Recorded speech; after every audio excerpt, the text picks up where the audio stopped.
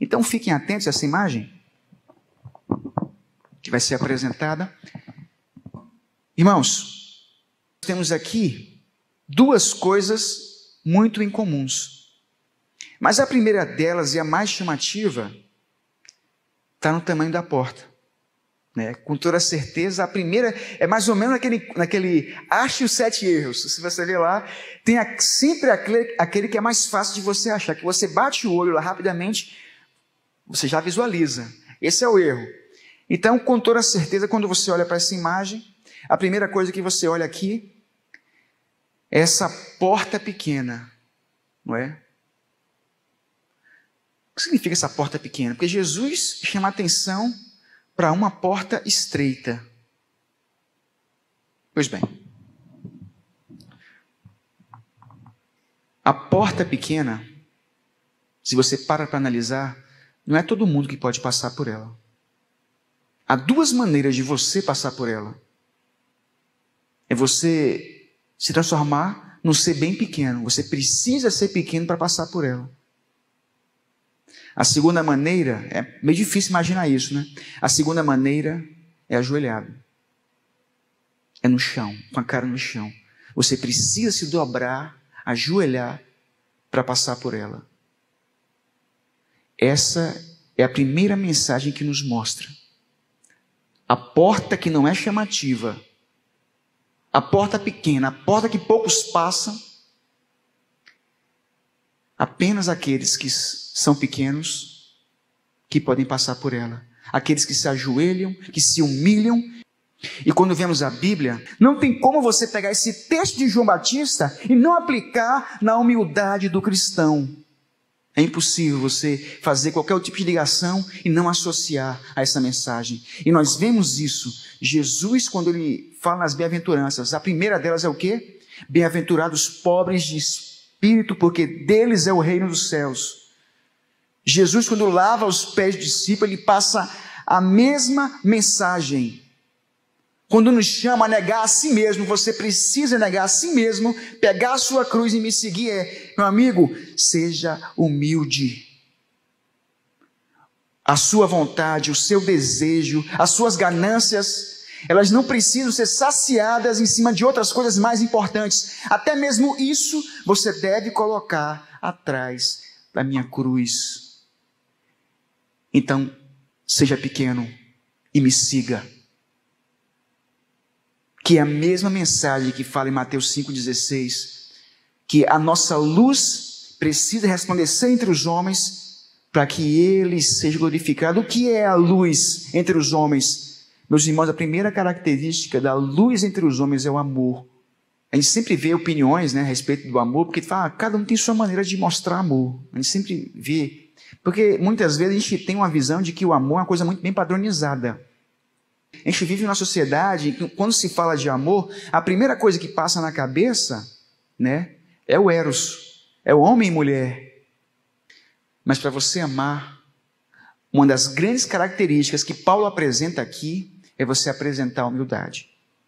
Então Jesus, na Bíblia, ele passa o tempo todo nos chamando para isso. O tempo todo nos convencendo que é impossível você passar a mensagem de Cristo se você não apresentar humildade. Eu separei aqui umas 3 áreas que eu gostaria de conversar com os irmãos. A primeira delas está na questão do status. Sempre passam a ideia de uma questão financeira, que é uma classe social e tal. De fato é. Mas não é só. Existem aquelas pessoas que elas se escondem atrás de títulos. E onde está o problema nos status? Os status, existe um problema quando você acha que por você ter alguma coisa ou ter determinado título, se vê no direito de ter privilégio com relação ao outro.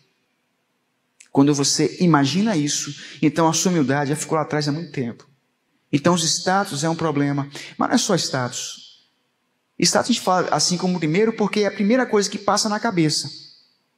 Que dá uma ideia de que humildade sempre está associada à pobreza, não é? E não é bem isso a proposta que é apresentada na Bíblia. A segunda coisa é sobre conhecimento. Tem pessoas que elas se acham tão inteligentes que elas nem sequer se dão trabalho em querer conversar com aquele que ele considera abaixo dele ou inferior. Esse indivíduo não tem nem informação tal, nem vou perder meu tempo conversando com ele.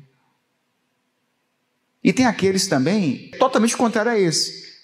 Aqueles que, quando ele acha que sabe mais que o outro em alguma área, é aí que ele vai falar mesmo. Ele vai procurar você para conversar, você nem precisa tocar no assunto. Ele vai dar um jeito lá de mover a conversa e apresentar aquilo que ele sabe mais do que você, para você, um conhecido. Ele se aproximou de mim, e alguém que conversa muito sobre ele e tal, e ele entrou no assunto. Quando eu fui ver, eu falei pouca coisa, eu estava só ouvindo, né? Quando eu fui ver, eu percebi que ele estava dando detalhes de uma burocracia, de uma coisa que eu nem precisava saber e nem tinha perguntado nada. E falei, meu Deus do céu, até onde essa conversa vai? E fiquei lá parado, até que eu falei, olha amigo, eu vou precisar sair, eu vou poder ficar.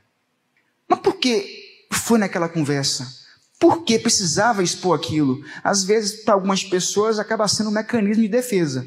Né? A pessoa quer se sentir aceita e tal, e ela acha que se ela mostrar que sabe alguma coisa, vai ser aceita.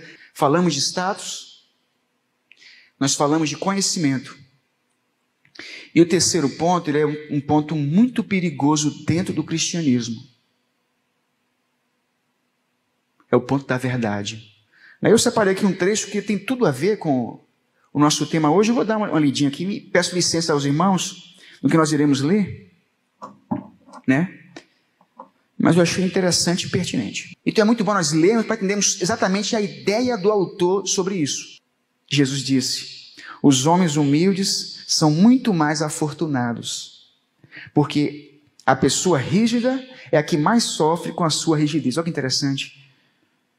Ele sabia que pretender ser dono da verdade pode ter efeitos profundamente negativos, porque apesar das nossas boas intenções, podemos estar sinceramente errados. Não confundam a sinceridade com a verdade.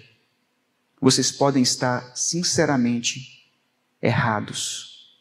O objetivo é simplesmente ganhar a discussão em cima de você. Ela não está procurando a verdade. Ela não busca a verdade. E é esse modelo de sociedade que a humanidade viveu por muitos anos. E vamos continuar encontrando problemas quando todo mundo quiser ter razão. E quando tem a razão, ainda age de maneira irresponsável. Irmãos, nós estamos vivendo um período onde está muito claro que pessoas, elas querem sempre sobrepor sobre as outras. Elas sempre querem se sentir mais importante que as outras.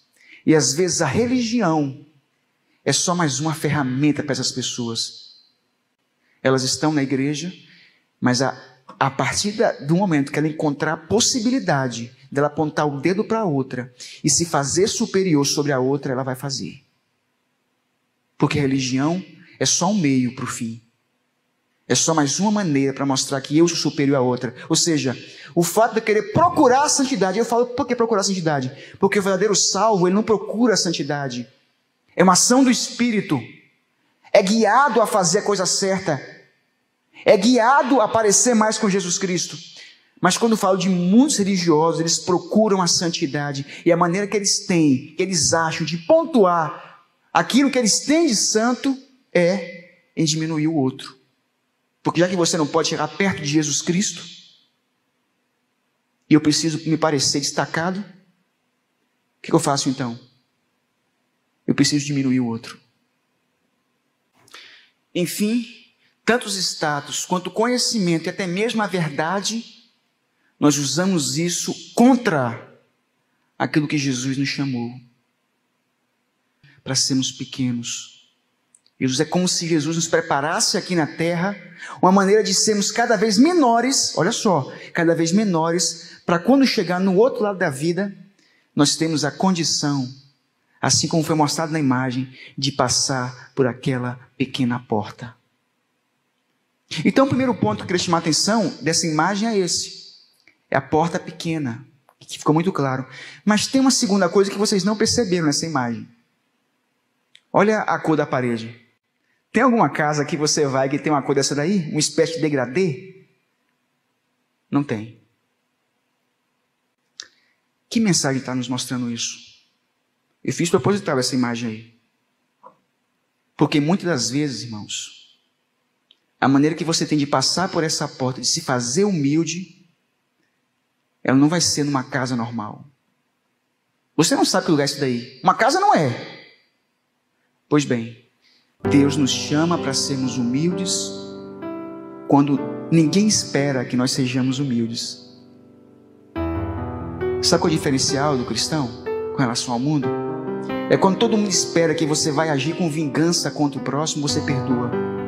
É quando todo mundo espera que quando as câmeras não estão filmando, quando você não está gravando no Facebook, quando você não está postando no TikTok, alguma coisa que ele faça grande, que ele faça ajudador do próximo,